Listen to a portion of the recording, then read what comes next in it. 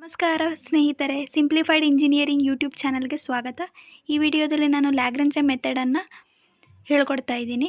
Usually ಎಲ್ಲ ಪೇಪರ್ಸ್ಗಳಲ್ಲೂ Lagrange method repeat ಆಗೇ ಆಗುತ್ತೆ. It's very important method. So ಬಹಳಷ್ಟು ವಿದ್ಯಾರ್ಥಿಗಳು ಇದನ್ನು ಮಾಡೋದ್ರಲ್ಲಿ ಹಿಂದುಳಿತಾರೆ. ಇದು ಕಷ್ಟ ಅಂತ ನೆಗ್ಲೆಕ್ಟ್ ಮಾಡಿಬಿಡ್ತಾರೆ. ಬಟ್ ನಾನು ಈಸಿಯಾಗಿ ಹೇಗೆ ಸಾಲ್ವ್ ಮಾಡೋದು ಅನ್ನೋದನ್ನು ಹೇಳ್ಕೊಡ್ತೇನೆ. At the end of the video ನಿಮಗೆ ಅನಿಸುತ್ತೆ ಇಷ್ಟು ಈಸಿನ ನಾವು ಬೇಡ ಅಂತ ಪ್ರಾಕ್ಟೀಸ್ ಮಾಡೋದೇ ಕೂತಿದ್ವಾ ಅಂತ ನಿಮಗೆ ಅನಿಸುತ್ತೆ. So let's get started. First given ಡಾಟಾನ ಬರ್ಕೊಳ್ಳೋಣ.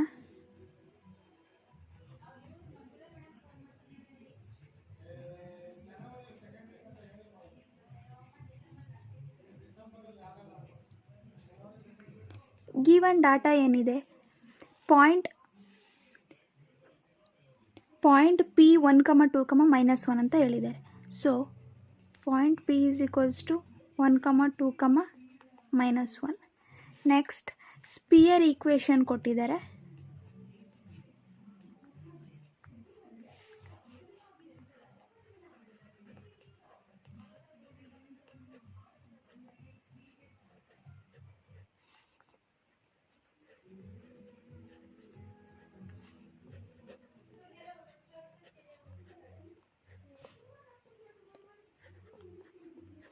ಯೂಶ್ವಲಿ ಶಾರ್ಟೆಸ್ಟ್ ಆ್ಯಂಡ್ ಲಾಂಗೆಸ್ಟ್ ಡಿಸ್ಟೆನ್ಸನ್ನು ಫೈಂಡ್ ಮಾಡೋದಕ್ಕೆ ಹೇಳಿದ್ರೆ ಡಿಫ್ರೆನ್ಷಿಯೇಟ್ ಮಾಡಿ ಈಕ್ವಲ್ಸ್ ಟು 0 ಮಾಡಿ ವ್ಯಾಲ್ಯೂನ ಕಂಡಿಡಿದ್ರೆ ಶಾರ್ಟೆಸ್ಟ್ ಆ್ಯಂಡ್ ಲಾಂಗೆಸ್ಟ್ ಡಿಸ್ಟೆನ್ಸ್ ಬರ್ತಿತ್ತು.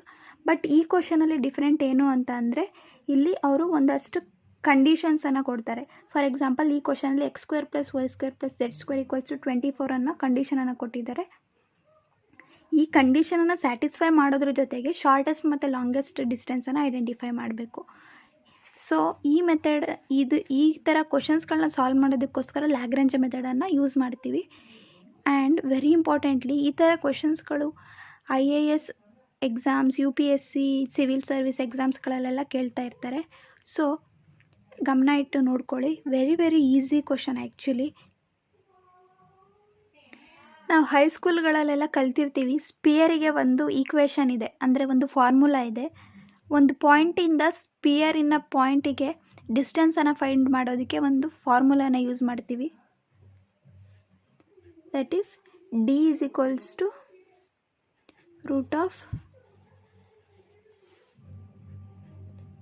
√x ಮೈನಸ್, ಇಲ್ಲಿ ಪಾಯಿಂಟ್ಸ್ ಕೊಟ್ಟಿರೋದ್ರಿಂದ 1 x - 1 whole square plus next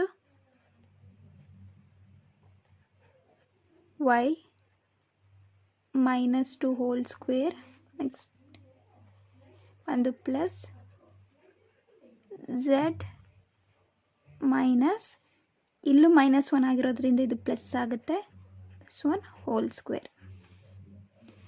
ಇದು distance from a point to a point on a ಸ್ಪಿಯರಿಗೆ ಈಕ್ವೇಷನ್. ನಾವು ಯೂಶ್ವಲಿ ಇದನ್ನು D is equals to √x - 1 square plus y -2 whole square plus z +1 square ಅಂತ ಬರೆಯೋದಿಲ್ಲ. ಯಾಕಂದರೆ ಕ್ಯಾಲ್ಕುಲೇಷನಲ್ಲಿ differentiating D ತುಂಬ ಕಷ್ಟ ಆಗುತ್ತೆ, ಯಾಕಂದರೆ ಇಲ್ಲಿ ಸ್ಕ್ವೇರ್ ರೂಟ್ ಇರೋದ್ರಿಂದ. ಸೊ ನಾವು ಅದನ್ನು D² ಮಾಡ್ಕೋತೀವಿ, squaring on both side. D² is equals to x - 1 whole square plus y -2 whole square plus z +1 square. ಇದೊಂದು ಈಕ್ವೇಷನ್ ಆಯಿತು. ನೆಕ್ಸ್ಟ್ ಕನ್ಸ್ಟೆಂಟ್ ಏನು ಅನ್ನೋದನ್ನು ನೋಡಬೇಕು. ಕನ್ಸ್ಟೆಂಟ್ ಏನು?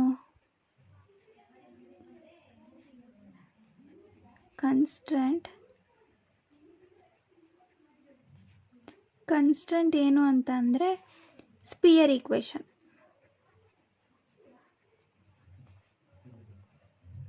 ಸ್ಪಿಯರ್ ಈಕ್ವೇಷನ್ನೇ constant. x² + y² + z² = 24. Next ಇವಾಗ ನಾವು ಲ್ಯಾಗ್ರೇಂಜ್ ಮಲ್ಟಿಪ್ಲೈಯರ್ ಮೆಥಡ್ನ ಈಕ್ವೇಷನನ್ನು ಬರ್ಕೋತಾ ಇದ್ದೀವಿ.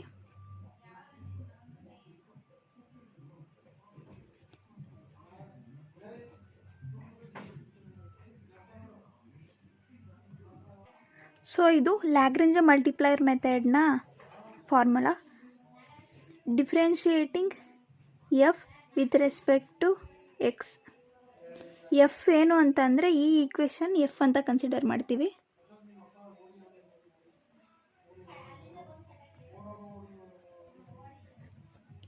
ಸೊ ಈ ಈಕ್ವೇಷನ್ನ with respect to X differentiate ಮಾಡಿದ್ರೆ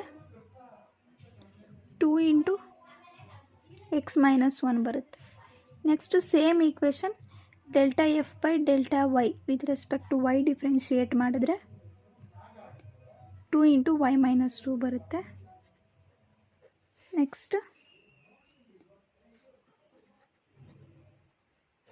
ವಿತ್ ರೆಸ್ಪೆಕ್ಟ್ ಟು ಝೆಡ್ ಮಾಡಿದ್ರೆ 2 ಇಂಟು ಝೆಡ್ ಮೈನಸ್ 2 ಬರುತ್ತೆ. Next delta G with respect to X ಮಾಡಿದ್ರೆ 2x ಬರುತ್ತೆ. Next delta G with respect to Y ಮಾಡಿದ್ರೆ 2y. Delta G with respect to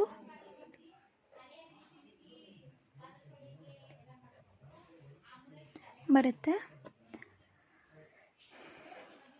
ಮತ್ತೊಂದು ಸರಿ ಹೇಳ್ತೀನಿ ಕೇಳಿಸ್ಕೊಳ್ಳಿ.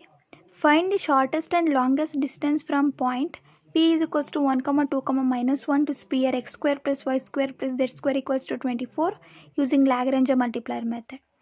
ಕ್ವಶನ್ ನೋಡ್ತಾ ಇದ್ದಂಗೆ ಫಸ್ಟ್ ಗಿವನ್ ಡೇಟಾ ಹಾಕೋಬೇಕು.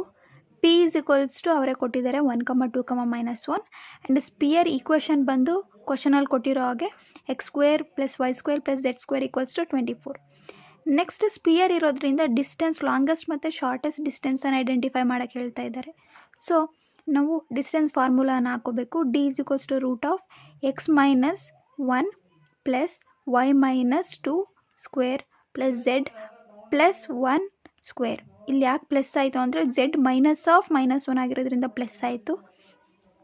ನೆಕ್ಸ್ಟು ಈ ಥರ ಫಾರ್ಮೆಟಲ್ಲಿ ಇದ್ದರೆ ಕ್ಯಾಲ್ಕುಲಸ್ ಮಾಡೋದಕ್ಕೆ ಕಷ್ಟ ಆಗುತ್ತೆ, ಯಾಕಂದರೆ ರೂಟ್ ಫಾರ್ಮಲ್ಲಿದೆ. ಸೊ ನಾವು ಅದನ್ನು ಡಿ ಸ್ಕ್ವೇರ್ ಆಗಿ ಸ್ಕ್ವೇರಿಂಗ್ ಆನ್ ಬೋತ್ ಸೈಡ್ ಮಾಡ್ತೀವಿ. D square equals X minus 1 square plus Y minus 2 square plus Z plus 1 square ಬಂದು ಈಕ್ವೇಷನ್ 1 ಆಗುತ್ತೆ. ಅದು ಫಂಕ್ಷನ್ ಆಗಿರುತ್ತೆ. F of X Y Z function ಆಗುತ್ತೆ. ನೆಕ್ಸ್ಟ್ ಕಾನ್ಸ್ಟೆಂಟ್ ಅಂದರೆ ಏನೂ ಇಲ್ಲ guys, it's just a condition. ಏನು ಕಂಡೀಷನ್ ಅಂತಂದರೆ ಸ್ಪಿಯರ್ಗೆ ಒಂದು ಕಂಡೀಷನಲ್ ಈಕ್ವೇಷನ್ ಕೊಟ್ಟಿದ್ದಾರೆ. G of X Y Z ಅಂತ ಡೆನೋಟ್ ಮಾಡ್ತೀವಿ. X square plus Y square plus Z square equals to 24. ನಾವಿವಾಗ ಪಾರ್ಷಿಯಲ್ ಡಿಫ್ರೆನ್ಸಿಯೇಷನ್ ಆಫ್ ಎಫ್ ಅಂದರೆ ಏನು, ಇದು ಡಿಸ್ಟೆನ್ಸ್ ಫಾರ್ಮುಲಾದಿಂದ ಡೆರೈವ್ ಮಾಡಿದ್ವಲ್ಲ ಈಕ್ವೇಷನ್ನು, ಅದು ಎಫ್. ಇದನ್ನು with respect to X differentiate ಮಾಡ್ತಾ ಇದ್ವಿ. With respect to X partial differentiation ಮಾಡ್ತಾ ಇದ್ದೀವಿ ಅಂದರೆ ಎಕ್ಸನ್ನು ಹೊರತುಪಡಿಸಿ ಬೇರೆ ಎಲ್ಲ ವೇರಿಯೇಬಲ್ ಕೂಡ ಕಾನ್ಸ್ಟೆಂಟ್ ಆಗಿರುತ್ತೆ. ಇಲ್ಲಿ ವೈ ಮತ್ತು ಝೆಡ್ ವೇರಿಯೇಬಲ್ಲು ಅದು ಕಾನ್ಸ್ಟೆಂಟ್ ಆಗಿರುತ್ತೆ. Differentiation of constant will be the 0. So ಇವೆರಡು ಟರ್ಮು ಕ್ಯಾನ್ಸಲ್ ಆಗುತ್ತೆ. ಈ ಟರ್ಮಲ್ಲಿ ಎಕ್ಸ್ ಇರೋದ್ರಿಂದ ಇದು ಡಿಫ್ರೆನ್ಷಿಯೇಟ್ ಆಗುತ್ತೆ. ನಮಗೆಲ್ಲ ಗೊತ್ತು differentiation of x power n ಅಂದರೆ n x power n minus 1. So 2 into X minus 1 2 minus 1 1. Next with respect to Y ಅಂದರೆ ಎಕ್ಸ್ ಮತ್ತು ಝೆಡ್ ಟರ್ಮ್ ಕಾನ್ಸ್ಟೆಂಟ್ ಆಗಿರುತ್ತೆ. ವೈ ತಗೊಂಡ್ರೆ 2 into y minus 2 to the power of 2 minus 1 1. Next with respect to z ಅಂದರೆ x ಮತ್ತು y ಬಂದು constant ಆಗಿರುತ್ತೆ. ಝೆಡ್ಗೆ differentiate ಮಾಡಿದಾಗ 2 ಇಂಟು ಇಲ್ಲಿ ಝೆಡ್ ಮೈನಸ್ 1 ಆಗಿದೆ, Z plus 1 2 into Z plus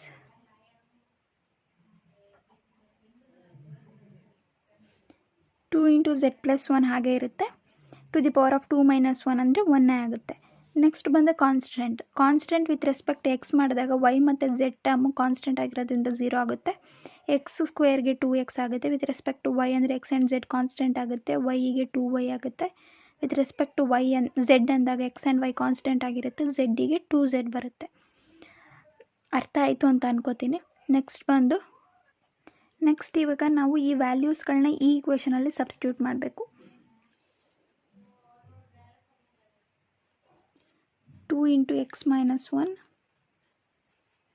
equals to lambda, ಇದು ಬಂದು 2x. ನೆಕ್ಸ್ಟ್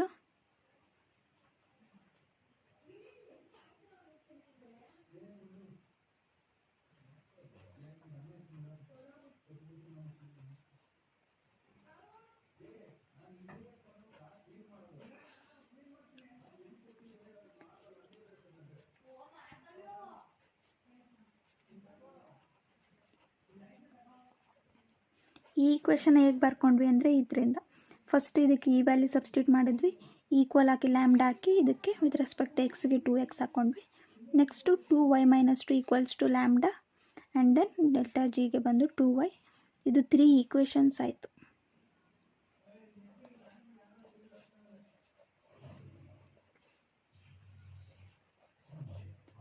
ಸೊ ಇಲ್ಲಿ 2 ಕ್ಯಾನ್ಸಲ್ ಆಗುತ್ತೆ.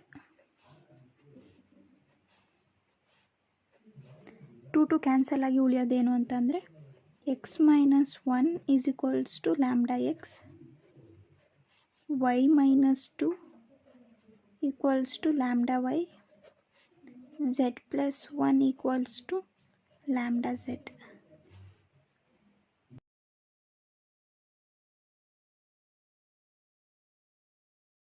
ನೆಕ್ಸ್ಟ್ ಇದಾದಾದ್ಮೇಲೆ ನಾವು ಈ ಈಕ್ವೇಷನ್ನ ರೀಅರೇಂಜ್ ಮಾಡ್ಕೋಬೇಕು.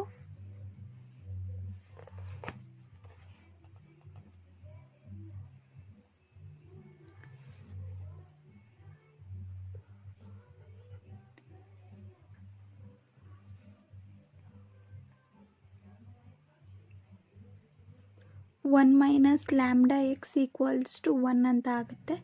ಸೊ ಎಕ್ಸ್ ವ್ಯಾಲ್ಯೂ ಬಂದು 1/1 - lambda. Next 1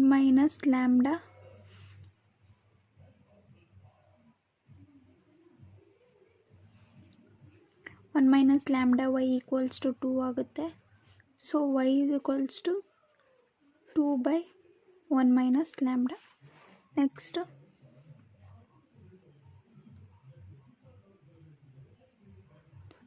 1 - lambda z equals to -1 ಆಗುತ್ತೆ. Next z equals to -1/1 - lambda. ಇದು 3 equations. Using this we have written these 3 equations. ನೆಕ್ಸ್ಟ್ ಬಂದು ನಾವು ಇದನ್ನು ಕಾನ್ಸ್ಟೆಂಟ್ಸ್ಗೆ ಹಾಕಬೇಕು, ಕಾನ್ಸ್ಟೆಂಟ್ ಕಂಡೀಷನ್ಗೆ ಹಾಕಬೇಕು. ಕಾನ್ಸ್ಟೆಂಟ್ ಕಂಡೀಷನ್ ಏನು? x² + y² + z² equals to 24. So x² ಅಂದರೆ 1/1 - lambda whole square plus 2/1 - lambda whole square plus -1/1 - lambda whole square equals to 24. Next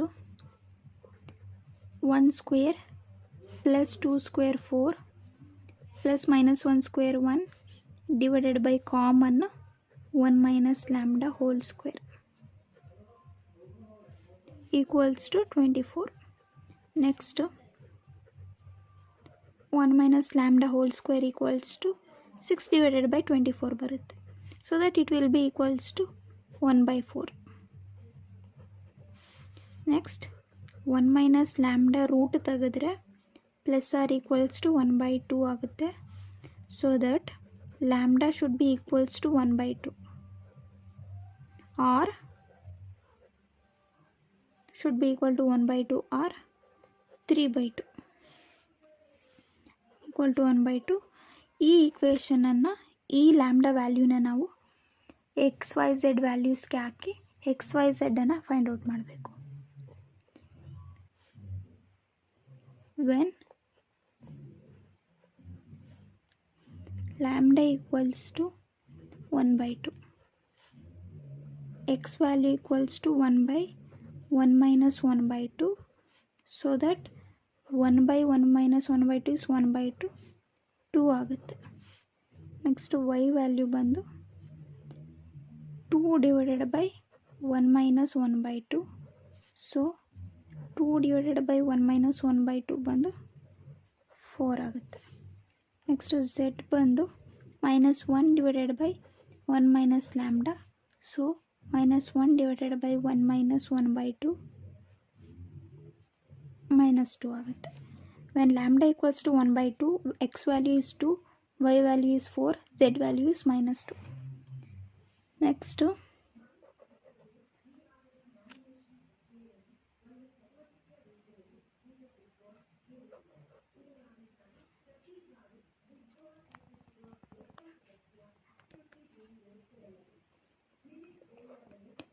when lambda equals to 3/2 3/2 ಆಗಿದ್ದಾಗ X ಬಂದು 1/1 ಮೈನಸ್ 3/2 ಅಂದರೆ -1/2 ಆಗುತ್ತೆ. 1/-1/2 so that -2 will be the X value. Y value ಬಂದು 2/1 minus 3/2 so 2/-1/2 -4 will be the y value. Next, z value -1 divided by 1 minus lambda ಅಂದರೆ 3/2 so -1 divided by -1/2 will give rise to +2. ಈಗ using this xyz equation we put that equation's values into the constraint which is sphere equation. From that we got a lambda value and we are substituting lambda values to the xyz equations and we are getting two separate x and y values. Now we are going to substitute this x and y and z values to the distance formula to find the highest, longest and shortest distance. ನಮಗೆ ಮುಂಚೆನೇ ಗೊತ್ತಿರೋದಿಲ್ಲ ಯಾವುದು longest value. ಈ lambda value ಹಾಕಿ ಈ XYZ ವ್ಯಾಲ್ಯೂಸ್ನ ಹಾಕೋದ್ರಿಂದ longest ಬರುತ್ತಾ shortest ಬರುತ್ತಾ ಅಂತ. ಸೊ ದಟ್ ಎರಡೂ ಹಾಕಿ ಫಸ್ಟು ಐಡೆಂಟಿಫೈ ಮಾಡಿ ಯಾವುದು ತುಂಬ ಹೈಯೆಸ್ಟ್ ವ್ಯಾಲ್ಯೂ ಬರುತ್ತೆ ಅದು ಲಾಂಗೆಸ್ಟ್ ಡಿಸ್ಟೆನ್ಸ್ ಆಗಿರುತ್ತೆ, ತುಂಬ ಚಿಕ್ಕ ವ್ಯಾಲ್ಯೂ ಯಾವುದಿರುತ್ತೆ ಅದು ಶಾರ್ಟೆಸ್ಟ್ ಡಿಸ್ಟೆನ್ಸ್ ಆಗಿರುತ್ತೆ. So D is equals to √2 - 1 square. ಇಲ್ಲಿ ನೋಡಿ, ಇಲ್ಲಿ ಎಕ್ಸ್ ವ್ಯಾಲ್ಯೂ ಇಲ್ಲಿ ಏನು ಈಕ್ವೇಷನ್ ಇದೆಯಲ್ಲ ಎಕ್ಸ್ ವ್ಯಾಲ್ಯೂಸು XYZ ವೇರಿಯೇಬಲ್ಸು ಆ ಪ್ಲೇಸಲ್ಲಿ ನಾವು XYZ ಈ ವ್ಯಾಲ್ಯೂಸನ್ನು ಸಬ್ಸ್ಟಿಟ್ಯೂಟ್ ಮಾಡಬೇಕು. 2 - 1 ಹೋಲ್ ಸ್ಕ್ವೇರ್ ಪ್ಲಸ್ y ಬಂದು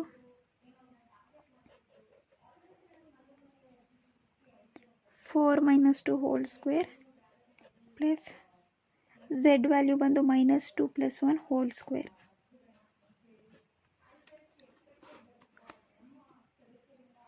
So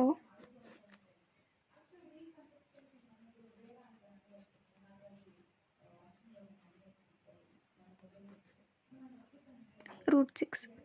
ನೆಕ್ಸ್ಟ್ ನಾವು ಈ XYZ ವ್ಯಾಲ್ಯೂಸ್ನ XYZ ಪ್ಲೇಸಲ್ಲಿ ಸಬ್ಸ್ಟಿಟ್ಯೂಟ್ ಮಾಡೋಣ.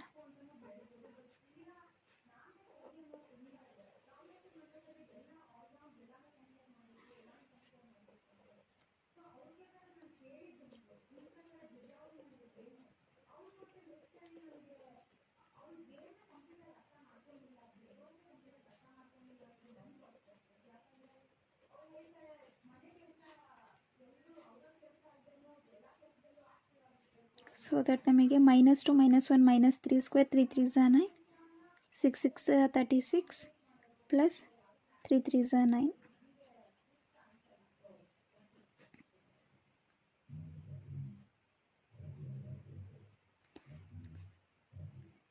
9 + 36 + 9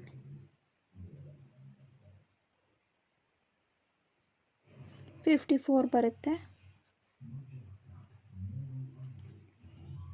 ನೆಕ್ಸ್ಟ್ ನಾವು ಇದನ್ನು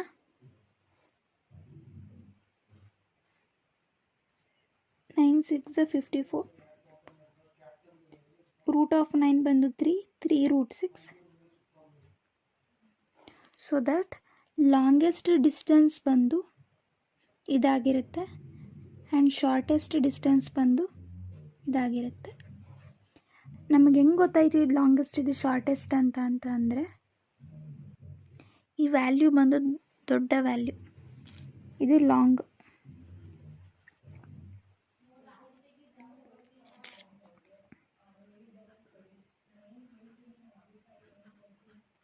ಬಿಕಾಸ್ ಈ ವ್ಯಾಲ್ಯೂ ತುಂಬ ದೊಡ್ಡದಿದೆ ಸೊ ದಟ್ ಇದು ಲಾಂಗೆಸ್ಟ್ ಡಿಸ್ಟೆನ್ಸ್ ಆಗುತ್ತೆ. ಇದು ಚಿಕ್ಕದಿರೋದ್ರಿಂದ ಇದು ಕಂಪೇರ್ ಮಾಡಿದ್ರೆ ಇದು ಶಾರ್ಟೆಸ್ಟ್ ಡಿಸ್ಟೆನ್ಸ್ ಆಗುತ್ತೆ.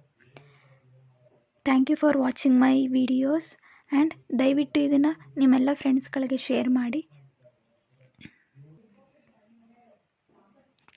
ಮತ್ತು ಸಬ್ಸ್ಕ್ರೈಬ್ ಆ್ಯಂಡ್ ಲೈಕ್ ಮಾಡೋದನ್ನು ಮರಿಬೇಡಿ. ಇನ್ನಷ್ಟು ಸಾಕಷ್ಟು ವೀಡಿಯೋಸ್ಗಳು ಈಸಿ ಕಾನ್ಸೆಪ್ಟ್, ಕಷ್ಟ ಅನಿಸೋ ಕಾನ್ಸೆಪ್ಟ್ಗಳನ್ನ ಈಸಿಯಾಗಿ ಎಕ್ಸ್ಪ್ಲೇನ್ ಮಾಡ್ತೀನಿ. ನೀವು ಹೀಗೆ ಸಪೋರ್ಟ್ ಮಾಡ್ತಾ ಇದ್ದರೆ ದಯವಿಟ್ಟು ಸಬ್ಸ್ಕ್ರೈಬ್ ಮಾಡಿ, ಲೈಕ್ ಮಾಡೋದನ್ನು ಮರಿಬೇಡಿ. ಇನ್ನಷ್ಟು ಇಂಟ್ರೆಸ್ಟಿಂಗ್ ವೀಡಿಯೋಸ್ಗಳನ್ನ ಅಪ್ಲೋಡ್ ಮಾಡ್ತಾ ಹೋಗ್ತೀನಿ. ನನ್ನ ಇಂಟೆನ್ಷನ್ ಬಂದು ಒಂದೇ, ಎಲ್ಲ ಇಂಜಿನಿಯರಿಂಗ್ ಸ್ಟೂಡೆಂಟ್ಸ್ಗಳಿಗೆ ಈಸಿ ಆಗಬೇಕು. ನಾಟ್ ಓನ್ಲಿ ಇಂಜಿನಿಯರಿಂಗ್ ಸ್ಟೂಡೆಂಟ್ಸ್, ಯಾರು ಮ್ಯಾಥ್ಸನ್ನು ಕಾನ್ಸಂಟ್ರೇಟ್ ಮಾಡಿ ಓದ್ತಾ ಇರ್ತಾರೆ UPSC ಎಕ್ಸಾಮ್ಸ್ಗಳಿಗೆ, ಈ ಥರದೊಂದು ಕ್ವೆಶನ್ಸ್ಗಳು ಯೂಶ್ವಲಿ ರಿಪೀಟ್ ಆಗ್ತಾ ಇರುತ್ತೆ. ಇಂಜಿನಿಯರಿಂಗ್ ಮ್ಯಾಥಮೆಟಿಕ್ಸು UPSC ಕ್ವೆಶನ್ ಪೇಪರ್ಸಲ್ಲಿ ಬೇಸಿಕ್ ಆಗಿರುತ್ತೆ. So that please follow my videos for more and more videos and also benefit videos. Thank you for watching my video.